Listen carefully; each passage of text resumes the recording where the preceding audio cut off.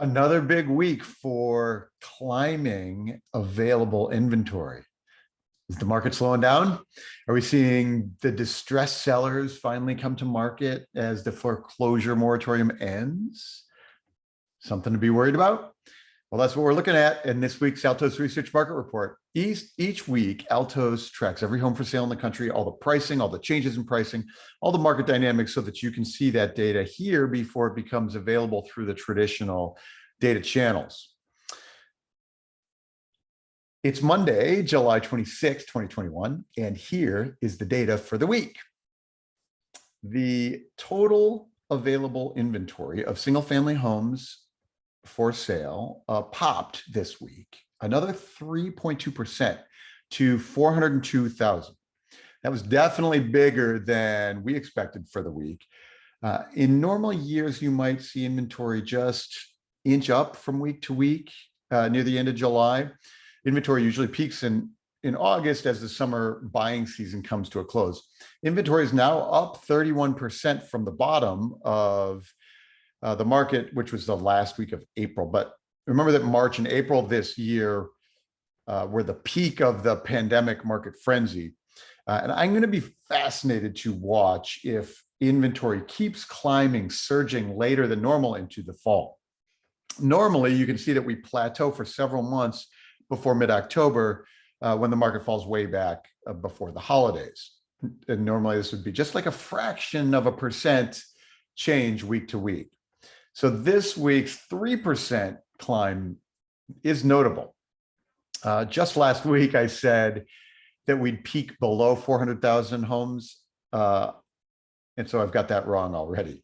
So this will be the first thing that I watch next week to see if this trend continues. So the question is it more supply or less demand that allows the unsold inventory to accumulate in the market? At the end of July is the end of the foreclosure moratorium. And so are these sellers, distressed sellers, suddenly motivated to unload a home they can't afford? To be honest, I haven't heard a single anecdote of distressed sellers at the end of the moratorium. But if you are an agent and you have clients who are suddenly motivated or suddenly must sell because they can't afford and the protections are now gone, I'd love to hear from you. Leave a comment or reach out directly. To me, though, if we look at our immediate sales tracker, rather than a big surge in supply, it looks like what we're seeing is a continued decline in the demand, the buyer demand frenzy that we've been in. Here's how I interpret it.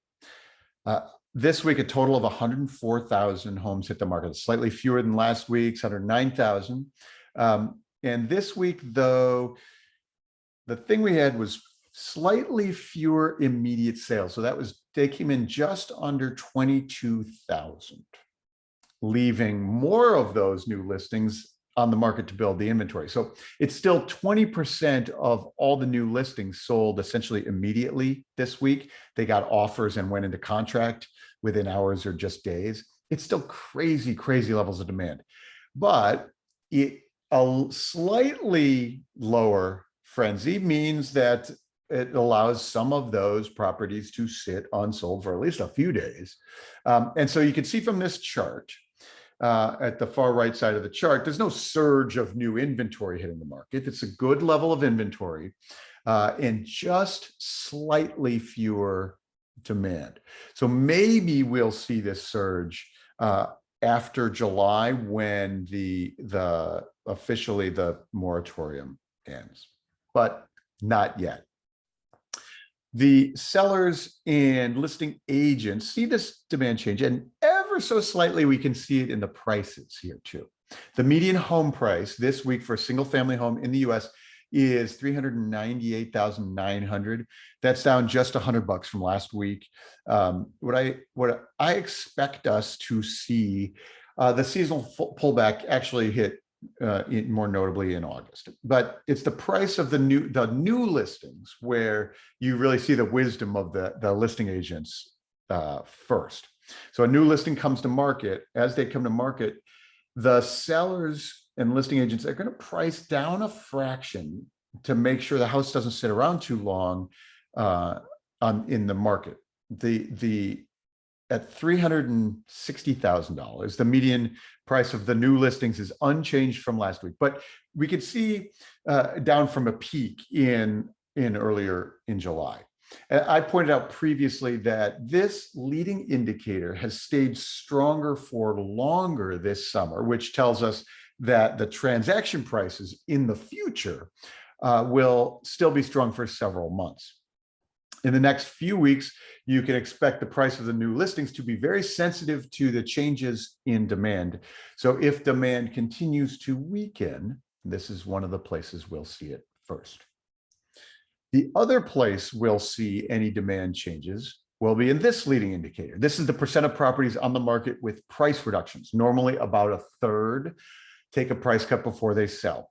In the last 12 months, we have had very unusual demand, but we can see that we're rapidly normalizing. Price reductions jumped almost 1% this week to 22.6%. If you look at the normal yearly cycles, this jump is not exactly crazy or scary, but it is different from last year. So price reductions will keep climbing. Sellers will need to unload before the school year starts and then before the holidays. But if the price reductions jump faster than normal or catch up to the old normal levels, this is going to be a signal for transaction prices down the road. It'll be a real signal about where demand is changing. House on the market now, if it gets no offers, it takes a price cut so that the transaction prices later will be lower. Finally, when we talk about cooling demand, I want to make sure we keep it in context. This is our market action index. This is an at-a-glance measure to answer how's the market.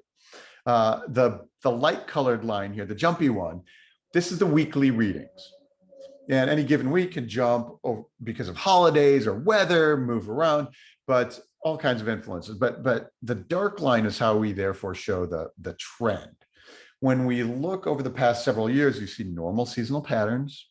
The market peaks April, May, June before declining in the second half of the year.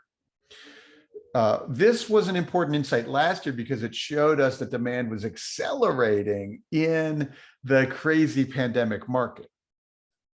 You can see also how the frenzy peaked in April of this year. That's also when inventory bottomed. So now the market is cooling off on much more normal seasonal pattern. It is important to realize that nationally, the market action index is still in record territory.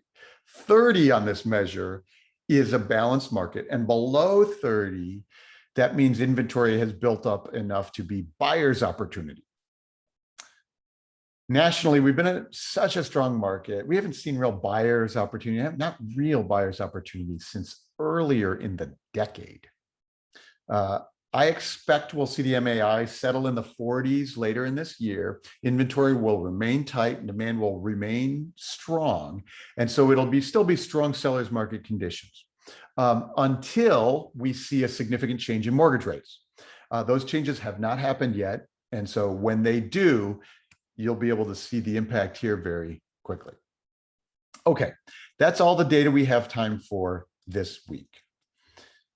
Inventory is climbing as buyers reduce the rabid demand just a bit. This is probably healthy for this market. No sign of any distressed sellers anywhere in the market yet from the end of the forbearance process.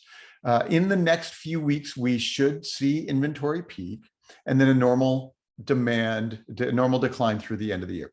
If something unusual hits this market, you can be sure we'll report it here first as soon as we see it.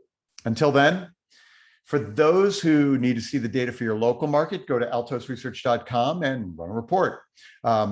Agents and brokers, make sure you request a demo so you get some time with our Altos team, and we'll show you how to use the data to reach your clients and prospect and keep them informed. Okay, until next week. Thank you.